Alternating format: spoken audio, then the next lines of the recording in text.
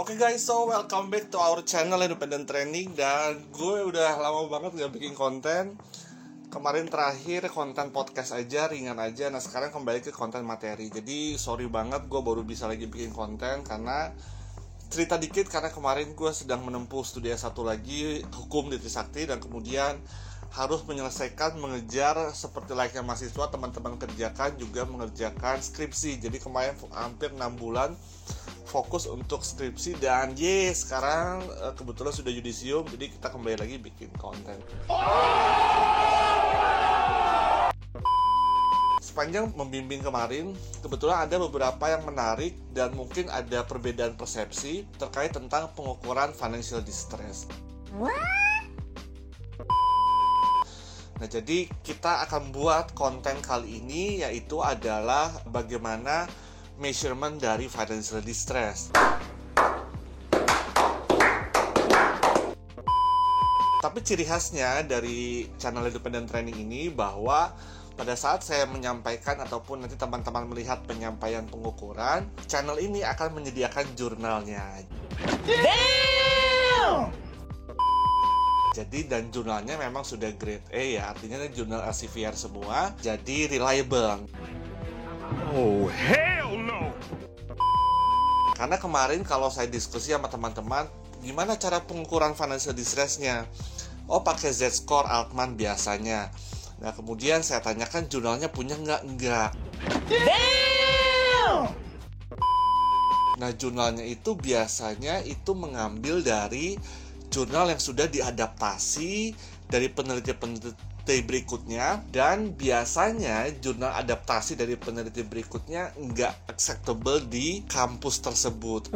Karena ada beberapa kampus yang meminta jurnalnya dari yang reliable source, at least seperti Elsevier ataupun JSTOR ataupun Emerald, at least 3 itu. Nah kali ini kita akan bahas pengukuran financial distress dan gua akan kasih 3 jurnalnya. Oke, sebelum itu kita akan bahas lebih detail. Seperti biasa jangan lupa untuk subscribe, like, dan komen di channel Independent Training ya. Nah, sekarang kita akan bahas financial distress. Nah, perlu diketahui teman-teman, financial distress itu kondisi early ataupun ya kita bilang prediksi ya, karena memang belum, this is almost bankrupt, tapi sudah ada financial distress. Artinya ini bisa menjadi early warning system bagaimana perusahaan yang leadingnya kebetulan akan menuju kepada bankruptcy. Nah, financial distress adalah kondisi before pilot ataupun sebelum bankruptcy. Jadi sudah ada alert, sudah ada yang harus diperhatikan. Nah, model pengukuran kita pakai common saja. Yang biasa dipakai adalah Altman Z-score. Cuma biasanya mahasiswa tidak punya jurnalnya, dan kemudian mengukurnya dari jurnal-jurnal adaptasi lain yang tidak bisa reliable jurnalnya ataupun publisher jurnalnya. Nah, nanti kita akan gunakan 3 jurnal ya. Seperti yang kita teman-teman nanti lihat, 3 jurnal ini saling melengkapi.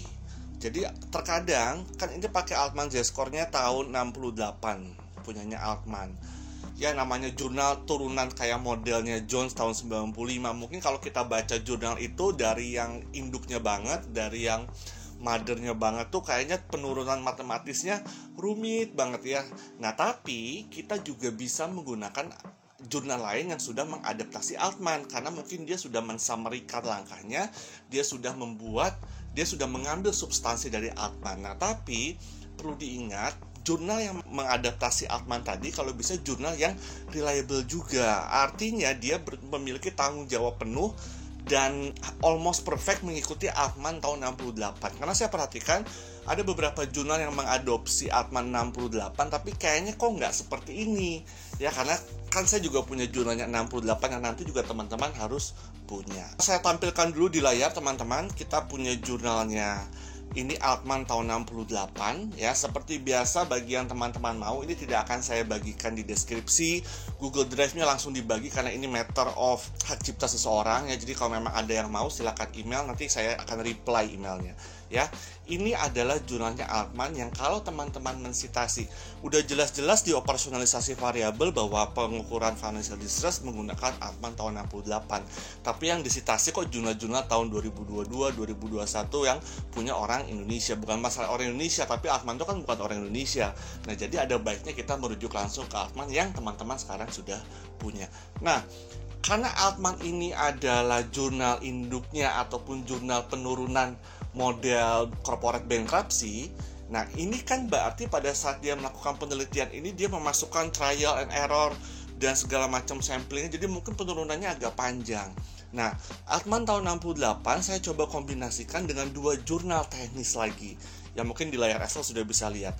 Yang pertama itu saya memakai jurnalnya dari Liang et al. Tahun 2020, and this is jurnal Elsevier, jadi moga-moga reliable source ya. Dia pakai financial distress menggunakan Altman Z-score, jadi nanti teman-teman juga akan mendapatkan jurnalnya Liang et al. Ini ya, bagaimana dia menggunakan rumus financial distress memakai Altman Z-score ya. Kita lihat di measurement di atas ini dia ya, dan jadi dia pakai yang Altman Z-score ini ya.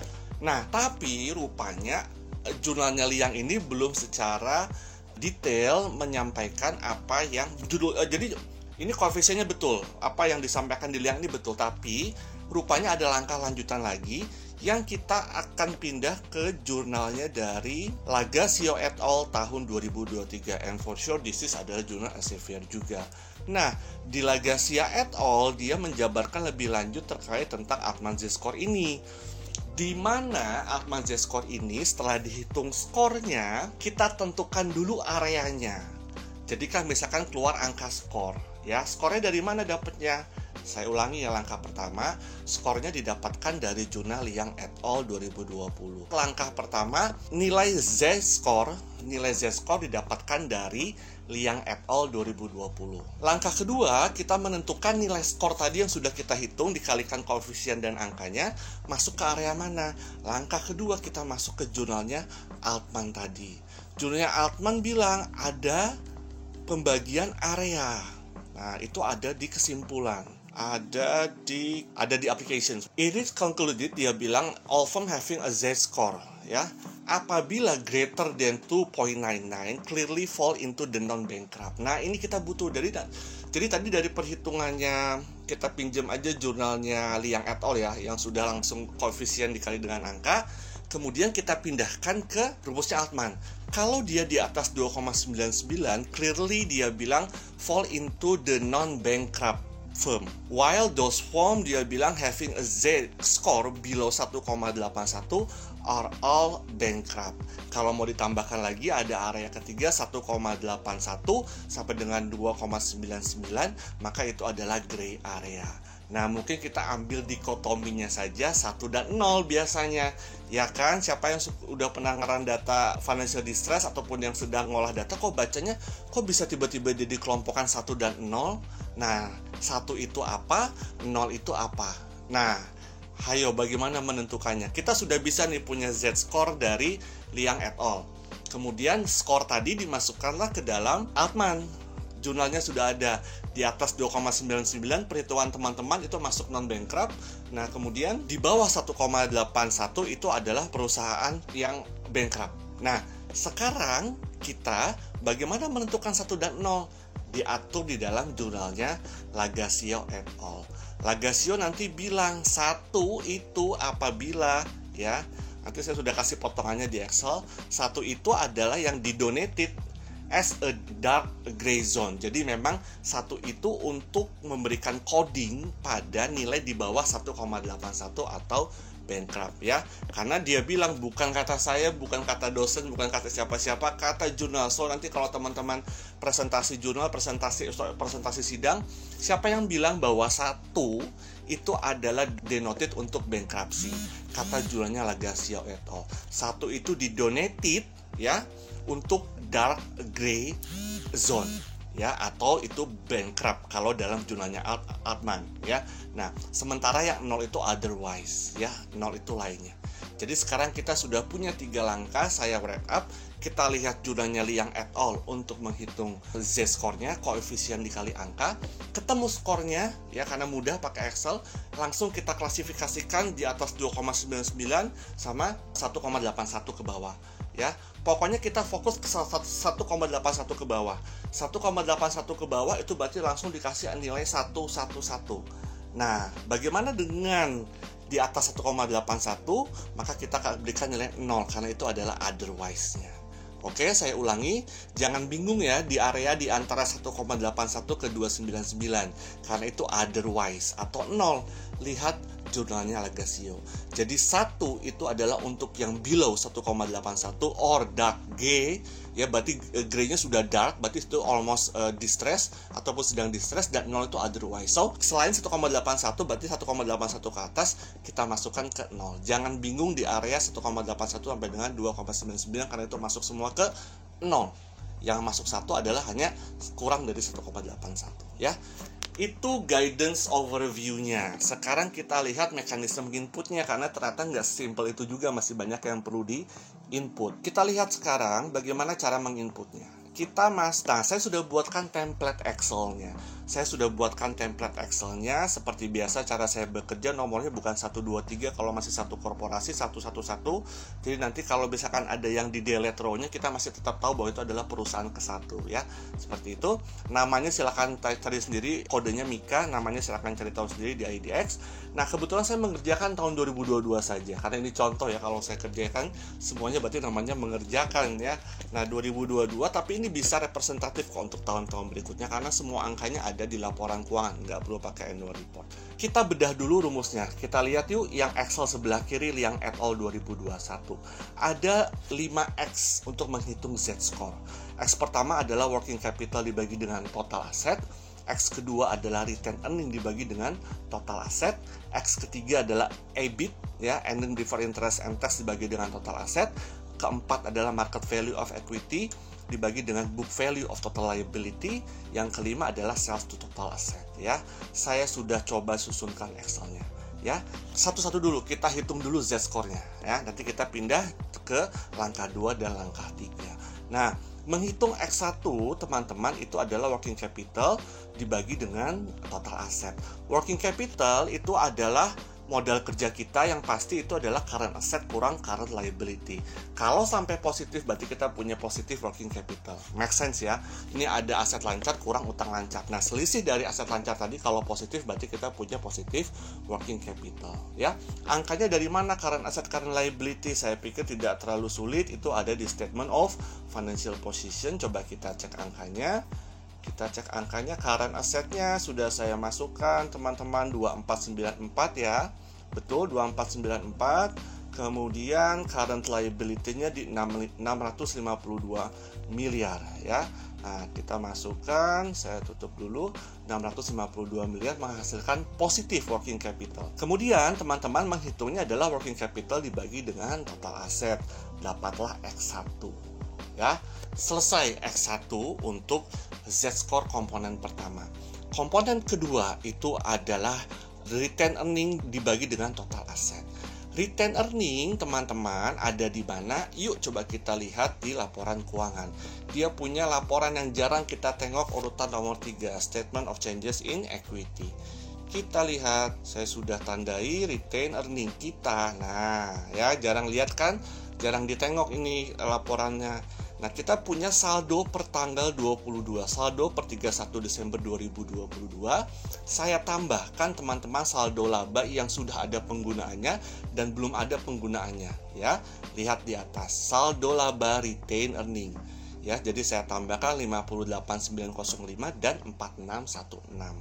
Hasilnya saya pindahkan ke sini. Kemudian kita hitung X2-nya karena X2-nya sudah dihitung total asetnya. Kita lihat rumusnya ya, RE dibagi dengan total aset ya. Tadi kalau mau ngecek X1 silahkan kita cek working capital dibagi dengan total aset. X3 EBIT ya, masa kita bahas lagi earning before interest and tax, tapi nggak apa-apa, kita cek ada di P&L statement EBIT ya. Laba sebelum pajak dan bunga, berarti pendapatan bunga, beban bunga ada di P&L statement. Saya sudah tandai pendapatan sebelum pajak, laba sebelum pajak berarti di sini, tapi juga sebelum interest. Di sini berarti kita ngambil laba usaha 1340 ya. 1340 saya pindahkan, kita bisa ngitung X3 sekarang, EBIT dibagi dengan total asset. Ketemu angkanya X3. Nah, yang menantang lagi teman-teman adalah menghitung X4. Karena X4 itu adalah rumusnya market value of equity dibagi dengan book value of total liability. butuh beberapa source, tapi nggak apa-apa, mudah kok. Saham beredar, teman-teman, saya ambilkan dari saham beredar rata-rata tertimbang, ya, itu ada di perhitungan EPS di laporan keuangan, ya. Nah, dia sudah menghitung di sini. Ini adalah karena menghitung market value, teman-teman, adalah jumlah saham beredar dikalikan dengan harga saham, ya, kurang lebih di tanggal penutupan tahun tersebut. Ini adalah jumlah saham rata-rata tertimbang yang beredar. Menurut saya rata-rata tertimbang berarti lebih precise, ya. Itu adalah 14.076, ya. 14.076 saya masukkan ke dalam saham beredar, ya. Kemudian dikalikan dengan harga saham.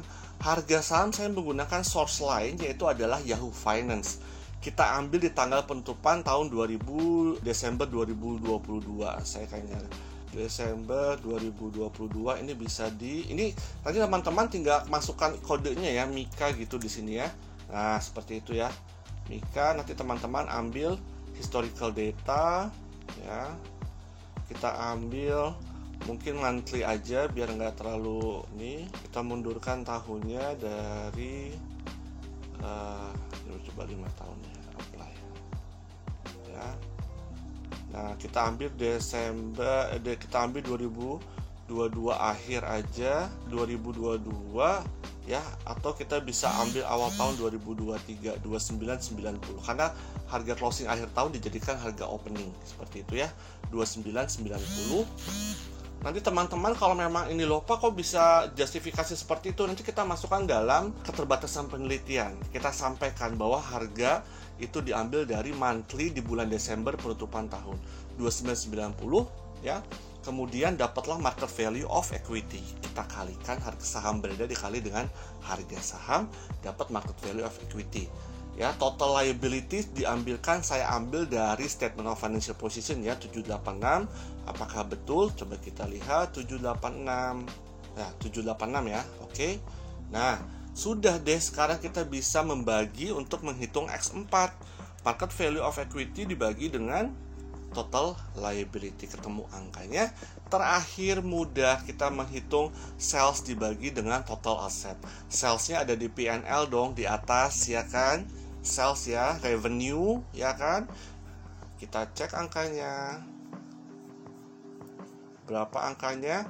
4084 tahun 2022. Kita masukkan 4084. 4084 dibagi dengan total asset. Di mana total asset? Di depan. Sorry. Nah, ini dia. Correct, ya. Sales dibagi dengan total asset. Dapat deh. Nah, Z-score. Nah, tapi Z-score jangan lupa, ini dikalikan dengan koefisien yang sudah dihitungkan, udah susah-susah dihitungkan oleh Altman, yaitu adalah 1,2, 1,4, 3,3, 0,6, dan 1,0. Nah, saya sudah buat di sini koefisiennya, kita kalikan. Nah, bagi yang mau hitung, lihat rumusnya. 1,2 dikali dengan 0,2, 1,4 dikali dengan 0,67, 3,3 dikali dengan 0,19, 0,6 dikali dengan 53,53, dan terakhir 1,0 dikali dengan 0,59. Enter, dapatlah Z-score 34,61. Langkah 1 selesai, dapat Z-score dari jurnalnya Liang. Sekarang 34,61 mau kita apakan? Masukkan ke dalam area yang sudah ditentukan oleh Altman. Kalau dia dikatakan distress, maka harus dikurang dari 1,81. Di atas 1,81 gray area. Gray-nya ada yang muda, berarti dia tidak bisa ditentukan, dan gray yang memang di atas 2,99 dia non bankrupt. Kalau kita perhatikan Z-score-nya 34,61, jauh di atas 2,99. Maka keputusannya adalah dia zero atau otherwise. Tahu dari mana, sir, zero atau otherwise? Ini dia bilang seperti itu dari jurnalnya Lagacio. Satu itu denoted untuk indicated a dark gray area. Ya, berarti area yang sudah abu-abu sangat tua sekali, berarti dia sudah meliding kepada Kenapa saya bisa bilang dark gray? Karena kalau di Altman bilang yang gray area itu adalah gray yang tidak bisa ditentukan, tapi pada saat sama Lagacio ditambahkan dark gray, maka itu asumsinya adalah perusahaan yang memang leadingnya sudah menuju bankruptcy, ya. Nah, maka kita berikan dia coding 0, ya. Jadi itu sebabnya kenapa decision ini menjadi regresi logistik. Karena nanti akan hanya 10, 10, 10 atau 0000 atau 10, 10, 10 seperti itu. Nah, ini yang nanti biasanya dijadikan variable dependent. Biasanya judulnya pengaruh tata kelola perusahaan terhadap probability financial distress. Hati-hati penulisan model regresi logistik, dependennya nggak Y loh. Ya, dia pakai probability 1 per, nah, dicek lagi. Jadi penulisan model empirical model untuk logistik berbeda, bukan seperti model regresi untuk linear berganda. Dari sini ini nanti tinggal, nah decision ini teman-teman yang saya berikan tanda warna kuning lah ya sekarang. Nah, ini adalah variable dependentnya. Kalau misalkan pada judul pengaruh tata kelola perusahaan terhadap probability financial distress, maka ini nanti yang dipindahkan angkanya.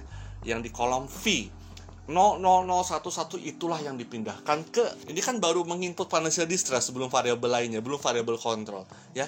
Jadi ini hanya baru menghitung untuk satu variabel saja yang biasanya commonnya dipakai oleh teman-teman itu sebagai variabel dependent, ya. Ada juga sih ya sebagai variabel independen, tapi the point is adalah ini baru menghitung satu variabel saja. Nanti perhitungan dari kolom V dipindahkanlah ke sheet Excel yang memang sudah dengan variabel-variabel lainnya. Itu dia teman-teman, bagaimana saya menghitungkan cuma satu karena ini adalah redundancy. Pengulangan, mencari current asset, mencari current liability, polanya akan selalu sama. Mencari return earning akan selalu ada di statement of changes equity. Mencari EBIT akan selalu sama. Jadi saya tidak akan mencotokkan untuk 2 baris karena ini adalah pekerjaan yang berulang.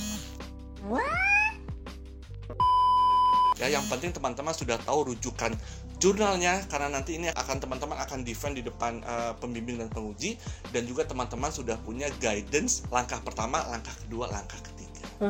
Semoga bermanfaat teman-teman konten kita kali ini. Nanti jangan lupa bagi yang mau jurnalnya boleh email ya, kalau nggak salah ada alamat email di YouTube-nya. Nanti saya akan reply dengan memberikan 3 jurnal, langkah 1, langkah 2, langkah 3. Semoga bermanfaat. Saya terus di channel Independent Training.